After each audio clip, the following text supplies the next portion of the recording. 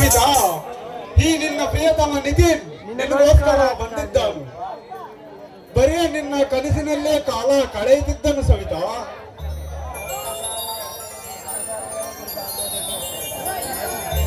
ವಿದ್ಯಾಭ್ಯಾಸವನ್ನು ಮುಗಿಸಿ ಈ ಊರಿಗೆ ಬಂದು 2 ದಿನವಾಯಿತು. ಆದರೆ ಕೂಡ ನಿನ್ನ ಸುಳುವೇ ಸಿಗುತ್ತಿಲ್ಲವಲ್ಲ ಸವಿತಾ ನನ್ನ ಕಣ್ಣಿಗೆ. ಪ್ರಿಯತಮಿ ಚೆಲುವಿ, ನೀನು ಎಲ್ಲಿರುವೆ? ನಿನಗಾಗಿ ಪರಿತಪ್ಪಿಸಿ ಕಾಯುತ್ತದೆ ನನ್ನ ಹೃದಯದ ಗೂಡು.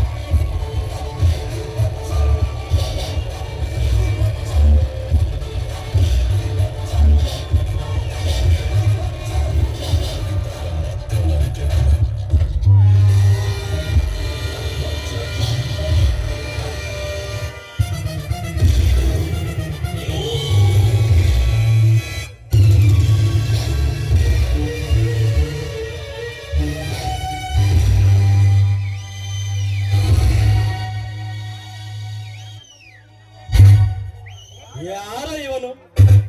ಈ ರಣವೀರ ಪಿಲ್ಲನ ಶೌರ್ಯ ಪರಾಕ್ರಮ ಸಾಧ ನನ್ನ ಸಾಮ್ರಾಜ್ಯದಲ್ಲದೆ ಓಡೋಗುತ್ತಾಯ. ಅಂತದ್ರಲ್ಲಿ ಈ ರಣವೀರ ಬಿಲ್ಲ ಪ್ರತ್ಯಕ್ಷವಾಗಿ ಕಂಡರು ಮೌನದಿಂದಲೇ ಕನಸು ಕಾಣುತ್ತ ಕಲ್ಲು ಬಂಡೆ ತರ ನಿಂತಿದ್ದಾನಲ್ಲ. ಯಾರಿವ?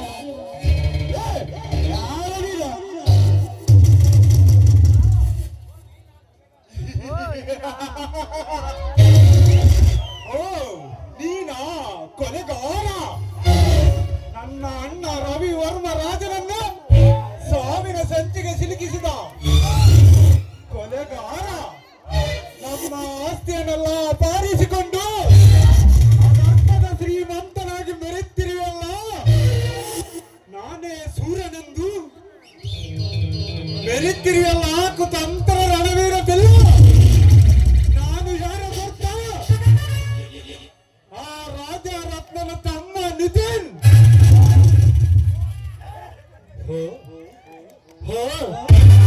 ಆ ಬಡಕು ನೀನೇನ?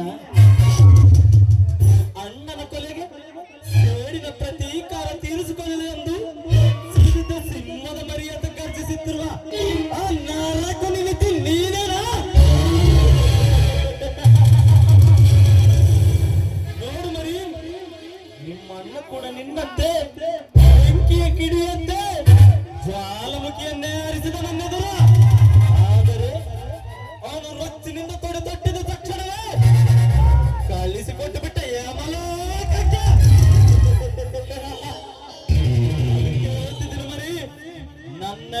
ಸೇಡು ಸಾಧಿಸಿ ಅನಾಥ ಶವನಾಗಿ ಸಾಯಬೇಡ.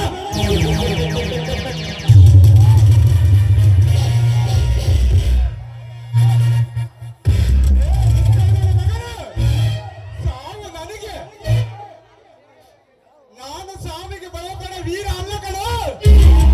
ಸಾವು ನನ್ನನ್ನು ನೋಡಿ ಭಯ ಪಡುತ್ತೆ. ಅಂತ ಧೀರ ಸೂರರಿಗೆ ಸಾವಿನ ಮಾತುಗಳ. ನಿನ್ನಂತ ಸಾವಿನ ಮಾತುಗಳಿಗೆ ಹೆದರಿ ಬೆದರಿ ಹೋಗೋ ಚಂಡ ನಾನಲ್ಲ ಕಣೋ. ನಾನು ನಿನ್ನಂತ ಧೀರ ಸೂರರನ್ನ ಎದೆ ಕೊಟ್ಟು ಹೋರಾಡುವ ಗಂಡುಗಳಿಗೆ ಗಂಡು ಕಣೋ ಈ ನಿಧನ್.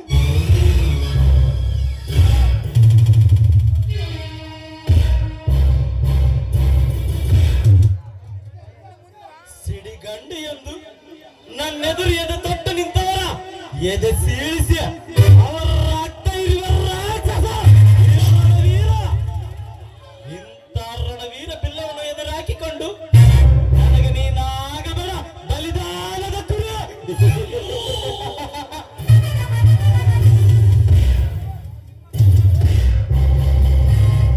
ಸಿಂಹಕ್ಕೆ ಹಸಿವಾದರೆ ಪ್ರಾಣಿಗಳ ರಕ್ತ, ನನಗೆ ಎದುರಾದರೆ ಕುಡಿಯುವುದೇ ಮಾನವ ರಕ್ತ.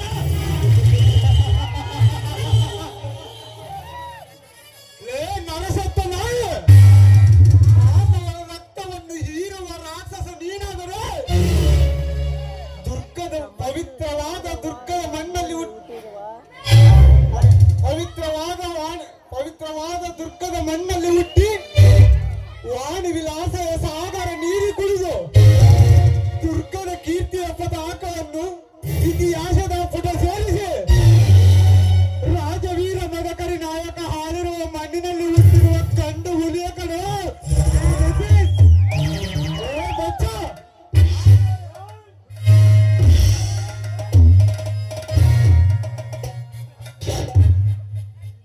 ದುರ್ಗದ ಮಣ್ಣಲ್ಲಿ ಹುಟ್ಟಿ ರಾಜವೀರ ಮದಕರಿ ನಾಯಕನಂಗ ಅಂತ ದೇರನೇ ಚಿತ್ರಪಟ ಸೇರಿರುವಾಗ ನೀ ಯಾಲಕ್ಕ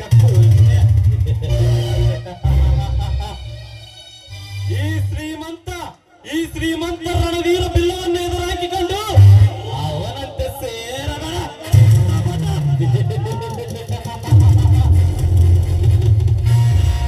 ಅದೇ ಸುವರ್ಕೆ ಬಚ್ಚ. ಏಯ್!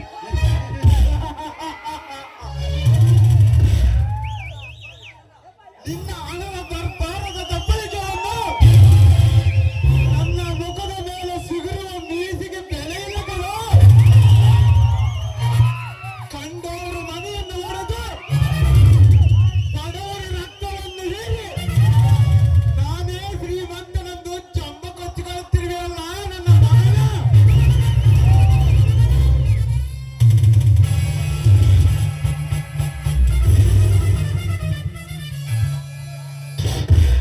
ಸತ್ಯ ನ್ಯಾಯ ಧರ್ಮಗಳನ್ನು ಸತ್ಯ ನ್ಯಾಯ ಧರ್ಮ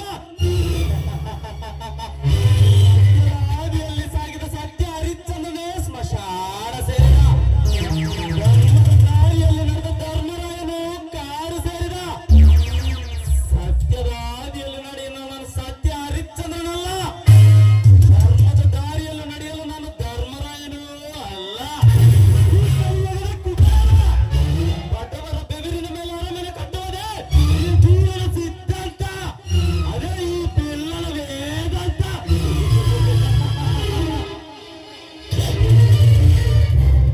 ಬಡವರ ಬೆಳೆದ ಮೇಲೆ ಹರ ಮನೆಯನ್ನು ಕಟ್ಟಿ ನಾನೇ ಶ್ರೀಮಂತನೆಂದು ಮೆರೆಯುವ ನೀನು ಯಾವ ಧೀರ ಕಣೋ. ಸತ್ಯ ಹರಿಶ್ಚಂದ್ರ ಸ್ಮಶಾನ ಸೇರಿದರು, ಸತ್ಯ ಸಾಯಲಿಲ್ಲ ಅಲ್ಲೇ. ಪಾಂಡವರು ಕಾಡು ಸೇರಿದರು, ಧರ್ಮ ಹಳೆಯಲಿಲ್ಲ ಅಲ್ಲೇ.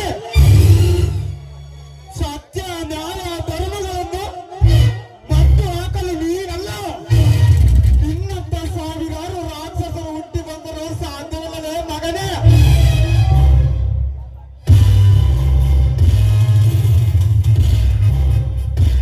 ಸತ್ಯ ನ್ಯಾಯ ಧರ್ಮ ನೀತಿ ಪಾಠವನ್ನು ಕೇಳಿ ನಿನಗೆ ನಿನಗೆ ಶರಣಾಗಿ ನನ್ನ ಹತ್ತಿರುವ ಸಾಮ್ರಾಜ್ಯವನ್ನು ನಿನಗೆ ಕೊಡ್ತೀನಂತ ಆಗಲು ಕನಸು ಕಾಣಬೇಡ.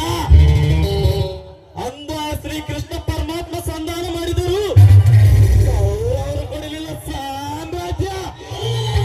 ಅದರಂತೆ ನನ್ನ ಹತ್ತಿರಿರುವ ಸಾಮ್ರಾಜ್ಯವನ್ನ ಆ ದೇವರು ಬಂದು ಸಂಧಾನ ಮಾಡಿದರು, ನಿನಗೆ ಕೊಡಲಾರೆ, ಶರಣಾಗಲಾರೆ.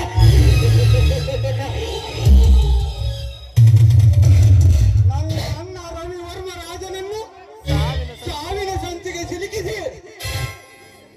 ಈಗ ನನ್ನ ಮುಂದೆ ಪರಾಕ್ರ ಜಂಬ ಕಚ್ಚಿಕೊಳ್ಳುತ್ತಿರುವನೇ ಮಗನ. ಅಂದು ಪಾಂಡವರ ಕೌರವರ ನಡುವೆ ನಡೆಯಿತು ಸಾಮ್ರಾಜ್ಯಕ್ಕಾಗಿ ಧರ್ಮ ಯುದ್ಧ. ಇಂದು ಈ ಕಲಿಯುಗದಲ್ಲಿ ನಡೆದಿದೆ ನನ್ನ ನಿನ್ನ ನಡುವೆ ಬೆಂಕಿಯ ಕಿಡಿಯ ಜ್ವಾಲೆಯಿಂದ.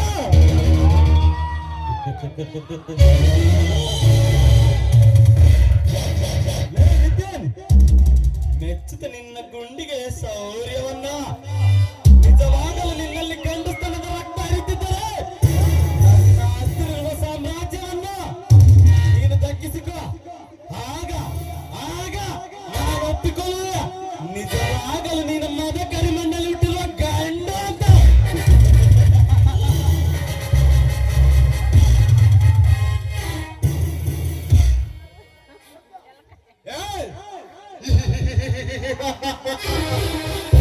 ದುರ್ಗದ ಮಣ್ಣಲ್ಲಿ ಹುಟ್ಟಿರುವ ಗಂಡಸನಿಗೆ ಸವಾಲು ಹಾಕ್ತಿವೆಯಾ?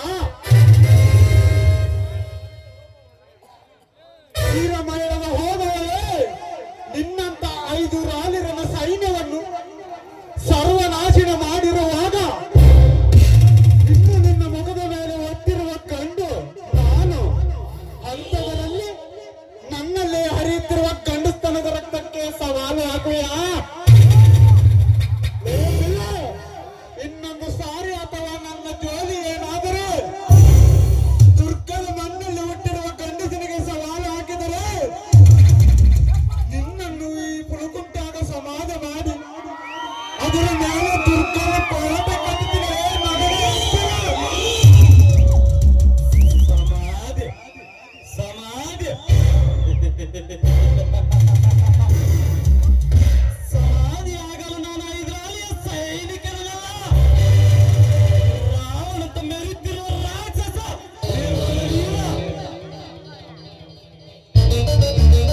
ನಾನು ಬಿಡುವ ಬೆಂಕಿಯ ಉಸಿರಿಗೆ ನಿನ್ನಂತ ಬಡಕುನಿಗಳು ಸುಟ್ಟು ಭಸ್ಮ ಆಗ್ತಾವ. ನಿನ್ನಂತ ಗಂಡುಸ್ತನದಿಲ್ಲ ಜೊತೆ ತರ್ಕ ಮಾಡಕ್ಕೆ ನನಗೆ ಸಮಯವಿಲ್ಲ. ಇನ್ನೊಂದು ಸಲ ನನ್ನ ಕಣ್ಣಿಗೆ ಕಾಣಿಸಿದ್ರೆ ಕತ್ತು ಸಾಕು ಸಾಕವೇ ನಿನ್ನ ಕತ್ತಲ್ಲ.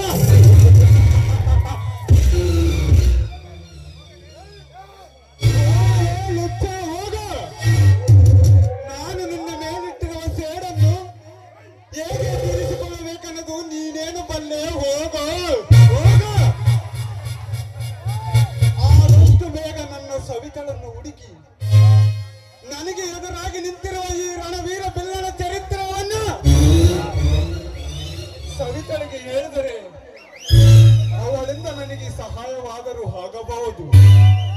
ಆದಷ್ಟು ಬೇಗ ಸವಿತಳನ್ನು ಭೇಟಿ ಮಾಡಲೇಬೇಕು.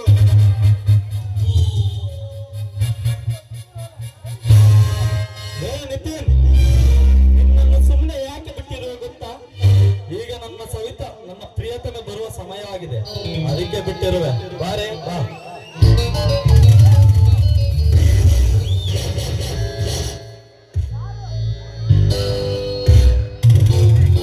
ನಿನ್ನ ನಗು ನನ್ನ ಹೃದಯಕ್ಕೆ ಇಷ್ಟವಂತೆ, ನಿನ್ನ ನಗುವನ್ನ ನೋಡುವ ಆಸೆ ನನ್ನ ಮನಸ್ಸಿಗಂತೆ. ಅದಕ್ಕಾಗಿ ಒಂದೇ ಒಂದು ಸಲ ನಗು